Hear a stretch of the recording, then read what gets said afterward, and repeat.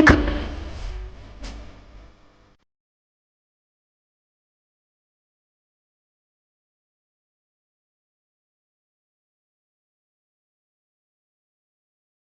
Hey guys, আসসালামু আলাইকুম। We are welcome back to my channel Tasni's Life in Friends। কেমন আছো তোমরা? আশা করি তোমরা সকলেই ভালো আছো। আলহামদুলিল্লাহ আমিও ভালো আছি। ভাবলাম যে তোমাদের সাথে এরকম একটা ব্লগ শেয়ার করি। জানি না কেমন হয়, বাট আমি আগেও এরকম ব্লগ করতাম, বাট এরকম কন্টিনিউ মানে আমি করি নাই। আমি ওইভাবে হচ্ছে ভিডিওগুলো মেক করতাম, জাস্ট হচ্ছে ভয়েসগুলো আমি অ্যাড করতাম, দেন হচ্ছে শর্ট শর্ট ক্লিপগুলো আমি নিতাম, দেন ওইভাবে হচ্ছে ব্লগটা করি আর কি, ওইখান থেকে শুরু। কিন্তু এরকম বেসিক্যালি আমি করতাম, প্রথম একটা ভিডিও বানিয়েছিলাম এরকম একটা, প্রথম না মানে কয়েকটা বেশ বানাইছিলাম। তো যাই হোক, ভাবলাম যে তোমাদের সাথে এরকম একটা ব্লগ শেয়ার করি। তোমরা যদি মনে করো যে এই ব্লগগুলো তোমার কাছে এভাবে দেখতে ভালো লাগে, তাহলে তোমরা বলতে পারো, তাহলে আমি এরকম থেকে ব্লগ দিব। আর যদি মনে করো যে না, এরকম মাঝে মধ্যে এরকম একটা লং ভিডিও দিলাম আর ওগুলা হচ্ছে শর্টকাটে 5-6 মিনিটের একটা ব্লগ শেয়ার করলাম, তোমরা কোনটা চাও আমাকে একটু জানিও। তো যাই হোক, আজকে ভিডিওটি ভালো লাগবে, পেজে নিউ হয়ে থাকলে পেজে ফলো দিতে ভুলো না, যারা ইউটিউব চ্যানেল থেকে দেখতেছো ইউটিউব চ্যানেলে সাবস্ক্রাইব করতে ভুলো না। তো চলো শুরু করা যাক। তো আমি হচ্ছে রাতের বেলা বাংলা ফার্স্ট পেপারটা পড়া শুরু করলাম, কারণ হচ্ছে কি বাংলা প্রথম পত্র পড়া শেষ ঠিকই, কিন্তু রিভিশন তো দিতে হবে তাই না। ইংলিশ ফার্স্ট পেপারে হচ্ছে আমি গন্তব্য কাবুলটা হচ্ছে ধরলাম। এগুলো যেহেতু নতুন হচ্ছে অধ্যায়, এগুলো হচ্ছে ওরকম ভালো একটা ক্লাস মানে ইউটিউবে নেই, আছে কিছু কিছু, বাট হচ্ছে ওরকম ভাবে আমি আমার মন মতো পাচ্ছিলাম না। তো দেখে আমি হচ্ছে চ্যাট জিপিটি থেকে হচ্ছে একটু সারাংশ মূল ভাবটা জেনে দেন হচ্ছে আমি পড়াটি স্টার্ট করে দিই নিজে নিজে। প্রথমে হচ্ছে আমি মূল ভাবটা একটু পড়তেছিলাম, মানে পাঠ পরিচিতি। বাংলা আমার হচ্ছে ভালো লাগে পড়তে, আর হচ্ছে বাংলা মাশাআল্লাহ দিলে আমি 7টা সৃজনশীল লেখার চেষ্টাও করি, ইভেন আমি দিও। আশা স্বরূপ ওরকম নাম্বার আমি পাই না, যেটা আমি মানে স্কুল লাইফেও পাইতাম না, কলেজে তো আরো। বোর্ড এক্সামে কিন্তু আলহামদুলিল্লাহ আমি এ পেয়েছিলাম বাংলাতে, মানে এসএসসি টাইমে। এবার ইন্টারে কি করে দেখা যাক।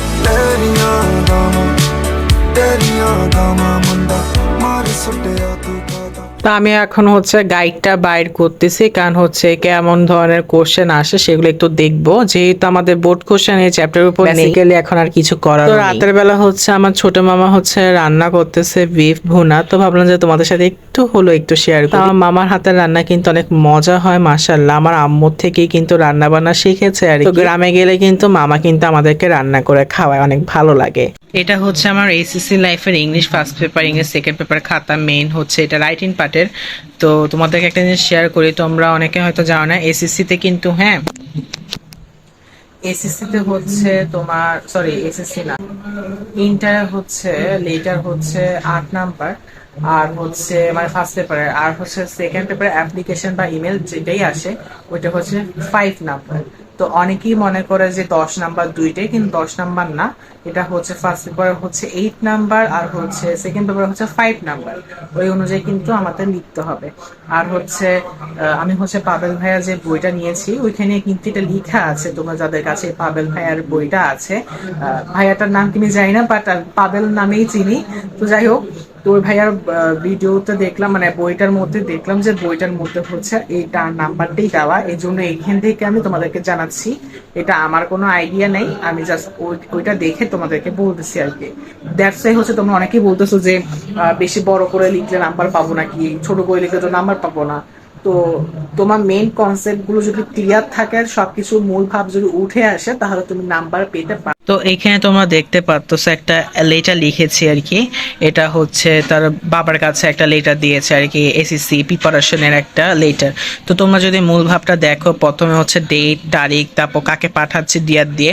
আর আমি কি করি, একটা হচ্ছে বিভিন্ন পড়ি না, একটা প্যাটার্নটাই আমি ফলো করি। যেমন দেখেন লেখা আছে অ্যাট ফার্স্ট টেক মাই সালাম অ্যান্ড লাভ, হ্যাঁ এখানে দেখো আমি প্রত্যেকটা নোট করেছি, অ্যাট ফার্স্ট টেক মাই সালাম and love I receive letter, মানে প্রত্যেকটা আমি এইভাবেই লিখেছি। দেখো অ্যাট ফার্স্ট টেক মাই সালাম অ্যান্ড লাভ, এভাবে লেখার কারণ হচ্ছে, তোমরা অনেকে বলতে পারো যে এটা তো হবে না, একটা দিয়ে এতগুলো কেন, একটা দিয়ে এগুলো না, তোমার লেটার আসবে একটা, হ্যাঁ তো একটা আসবে, স্যাররা তো তোমার 100টা দিবে না লেটার, ওইখান থেকে 100টার মধ্যে তোমার সেম প্যাটার্নও স্যার বুঝবে না।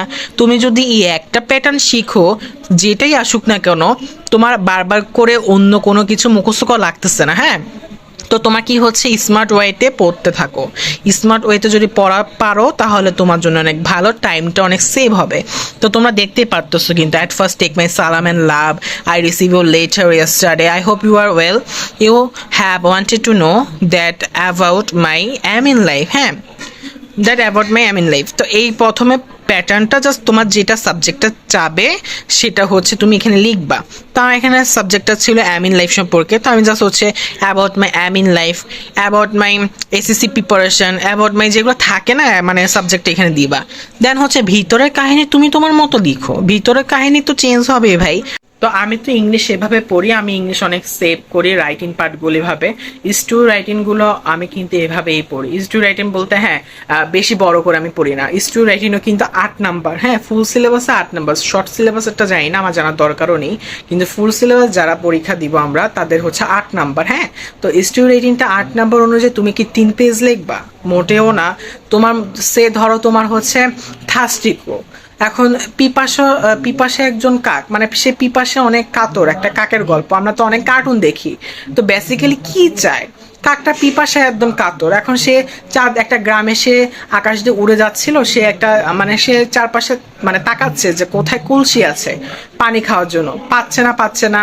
তো এক জায়গায় পেলো, তখন দেখলো একদম মানে পাত্রের ভিতরে একদম পানি, সেটা উপরে নেই। সে কি করে, যেহেতু সে চালাক একটা কাক, সে কি করলো পাথর একটা একটা করে দিয়ে পানি পান করছে। তো বেসিক্যালি একটা কাহিনী, এই কাহিনী আমি এত 2-3 পেজ লেখার তো কোনো মানেই নেই, এখানে কোনো যুক্তি কোনো কথাই নেই। তুমি যদি শর্ট করেও লিখো, মূল ভাবটা যদি লেখো যে কি চাইছে, তোমাকে নাম্বার অবশ্যই হয়তো 8 দিবে না, 8 হয়তো তোমাকে 6-7 দিবে বা 5 দিবে বা 6 দিবে, কমসে কম 7-6 তো দিবেই। তো এভাবে যদি ফলো করো তাহলে তোমাদের টাইম কিন্তু অনেক সেভ হবে।